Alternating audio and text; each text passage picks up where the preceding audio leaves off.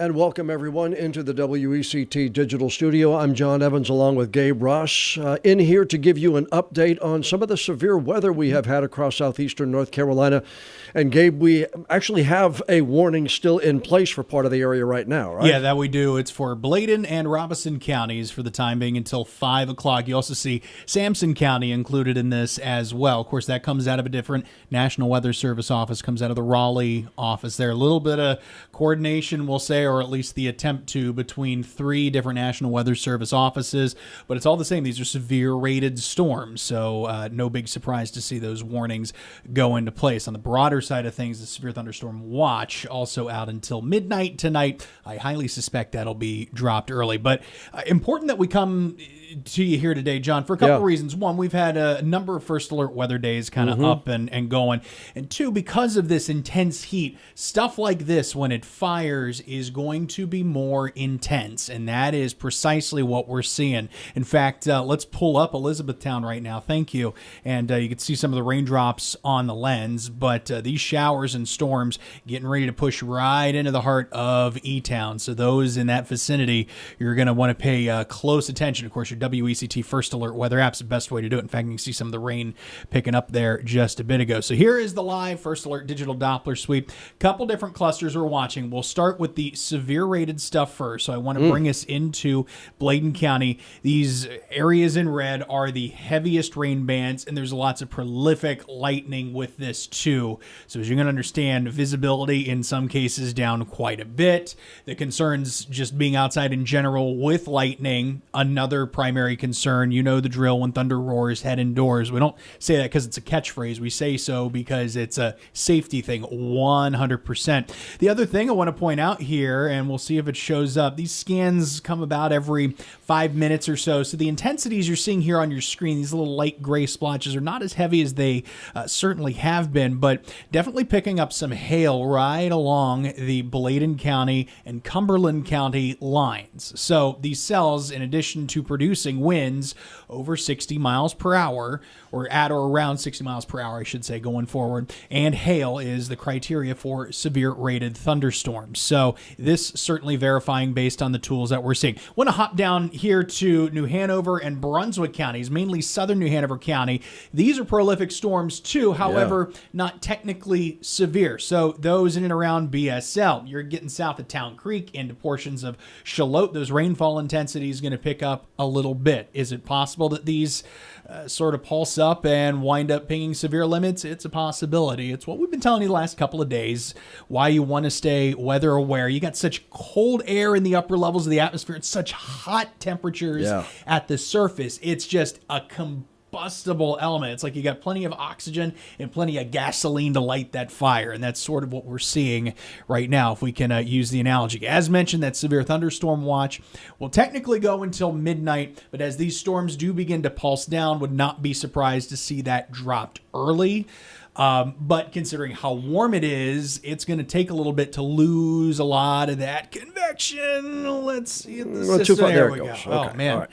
Holding on for dear life there. No, our systems are chugging along through so much data. Track of a lot of stuff. Yeah, and there we go. Yeah, it's taken just a little bit to keep up with. So these are the counties, all of southeastern North Carolina. We're including Sampson, Cumberland County in that. Notice Duplin and Onslow County technically not. I want to make sure that I make reference to what's going on there because they are within the shot of our signal here. That said, cells could still be pinging severe limits, and that said, already some downpours coming through portions of Surf City, sort of right on the Pender and Onslow County line there. We'll have to wait and see what happens, but even though they're not technically in the severe thunderstorm watch, at risk of severe weather is still going to be in the cards for them, although they're going to be some of the first to enjoy the all clear once that does eventually sound. The other thing I want to point out, look at the discrepancy in temperatures, especially in spots where the heaviest rain has fallen. 76 in Clinton, 73 in Kenansville. these are spots that have run some of the warmest temperatures over the last few days. So this, despite the craziness with the rain and the lightning and perhaps small hail, it's doing a number on the temperature department. Meanwhile, Wilmington sitting at 95 degrees, Whiteville at 97. Earlier this afternoon, they were up to 99. I'll have to double check and see if at any point in that hour-long span they managed to crack 100. Lumberton did that yesterday. So there's a lot of fuel, a lot of energy in the atmosphere in which to work with here. So let's take that. Let's factor in what it feels like outside. It makes sense that extreme heat warnings continuing on. Feels like temperatures above 105 in a lot of cases, but cooler in the midst of showers and storms. So there's going to be a little bit of relief. We got another view there of Elizabethtown. Well, this is Elizabethtown here, and this is the live shot you were saying earlier that we do have. You can look in the back in the distance there. You can see that rain shower cutting off the visibility of the highway there. Again, this is looking right down the main drag in Elizabethtown. So that's a live picture. Also, you were saying it feels like 104 in Whiteville. Well, it looks maybe like 104 in Whiteville at this point in time. Hot, sunny afternoon. And so that's not very pleasant in some of those areas. Yeah, and keep in mind, these are spots where the showers and storms have not hit yet, so we'll have to see if they hold together as they progress south on Highway 701, eventually to Whiteville, Chadburn, other locations into southern Columbus County, extreme western Brunswick County, and into Horry as well on the South Carolina side of things. Those were spots yesterday in South Carolina, I should mention, that had some gusty storms rolling through. In fact, some lightning strikes that injured more than a dozen people as well. So as these storms are, again, generating lightning, small hail, winds of 60-plus miles per hour, you got to stay inside. You got to stay weather aware and keep it safe until these things ultimately roll through. We're just getting past peak heating of the day, so as we go through the next few hours, we'll have the benefit of cooling, if you want to call it cool, amidst these hot temperatures. Cooling down to the mid-90s. But yeah, exactly. But we're at least going to lose a little bit of that energy. But coming off some of the strongest heat of the day. So here's cloud future radar, and we'll take you forward here from the top of the hour, 5 o'clock on.